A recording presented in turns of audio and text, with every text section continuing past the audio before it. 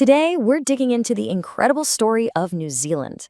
It's a nation born from one of humanity's last great migrations and then completely reshaped by a massive cultural collision. It's a history that's full of conflict, but also amazing innovation. Which brings up a really fascinating question. How did a place that was one of the last spots on Earth to be settled by people suddenly leap forward to become a global pioneer? It's a paradox, right? And that puzzle is really at the heart of New Zealand's identity. So let's unpack how those two seemingly opposite ideas are woven together. All right, so our story begins long before it was called New Zealand. It starts with an idea, really, a destination at the very edge of the map, a place its first people would eventually call Aotearoa. Just take a look at this map for a second. This shows one of the greatest feats of human exploration ever. Polynesian navigators using the stars and the currents crossed thousands of miles of open ocean. We're talking about an epic journey that led them to these islands sometime around the 13th century.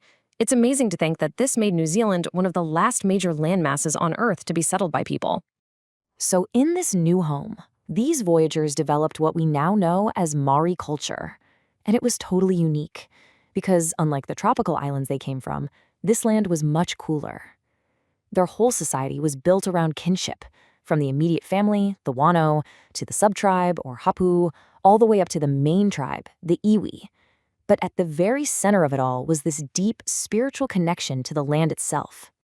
For centuries, Māori society grew and changed in complete isolation. But then, new sails appeared on the horizon. And that marked a turning point from which there was no going back. You know, the first European contact didn't go so well. Back in 1642, a Dutch explorer named Abel Tasman spotted the islands, but a violent clash meant he left without ever even stepping ashore. And then nothing, for over 100 years. It wasn't until 1769 that Captain James Cook showed up. His visit was a game changer. He mapped the entire coastline, basically putting New Zealand on the map for Europe and opening the floodgates for whalers, traders, and missionaries. And this visual just says it all. On the left, you've got Tasman's chart from 1644. It's vague, kind of sketchy. Then on the right, look at Cook's map from 1770. It's detailed, it's comprehensive. You can literally see the land going from a mystery to a place that was, at least in European eyes, documented and understood. So this new era of contact was complicated. On the one hand, you had beneficial trade. Māori offered up food and resources, and in return got things like metal tools.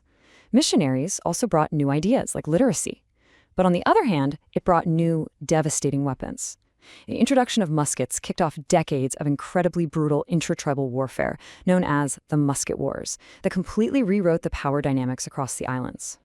Okay, so with more European settlers arriving and a general sense of lawlessness growing, the British Crown decided it was time to formalize its relationship with Māori chiefs. And this led to the single most important document in New Zealand's history. And here it is, the Treaty of Waitangi, signed in 1840. It was supposed to be a partnership, a foundation for Māori and the British to live together. But right from the very start, what it actually meant was up for debate. And here's the heart of the problem. It comes down to translation. The English version says that Māori chiefs gave up their sovereignty to Britain, but the Māori version, the one that most chiefs actually signed, used the word kawanatanga, which is closer to governorship. So Māori thought they were agreeing to a governor for the British settlers while keeping their own authority, but the British thought they were getting a whole new country. This massive misunderstanding was going to cause so much conflict down the road. You'd think a treaty might slow things down, but it actually did the opposite. Settlement ramped up, which put huge pressure on the land and made widespread conflict pretty much inevitable. Companies like the New Zealand Company were basically selling a dream. They advertised New Zealand as a paradise for British settlers, just like you see in this painting. And thousands of people bought into that dream, kicking off a wave of migration that would totally change the face of the country. To really get a sense of this change, let's look at the numbers. In 1840, when the treaty was signed, the Māori population was around 70,000. They were, without a doubt, the majority. Now, fast forward just 40 years, the Pākehā, or European population, had exploded to 500,000. That's not just a change, that's a demographic tidal wave. You can just imagine the immense, almost unimaginable pressure this put on Māori and their resources. And all that pressure had to go somewhere. The result was what we now call the New Zealand Wars. These weren't just one war, but a whole series of brutal conflicts. And what were they fighting over? the very same two issues the treaty was supposed to have settled: land and sovereignty. The outcome for many Māori tribes was just catastrophic.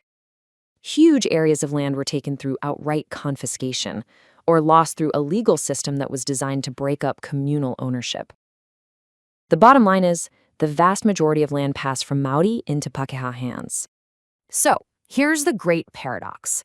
While Māori were dealing with the devastating loss of their land and autonomy, a new Pākehā-dominated nation was taking shape. And this new country started building an identity that would become famous around the world for being incredibly progressive. The 1890s were a really remarkable time. The government went on this tear, passing all these radical reforms. People overseas started calling New Zealand a social laboratory because they were trying out so many new ideas.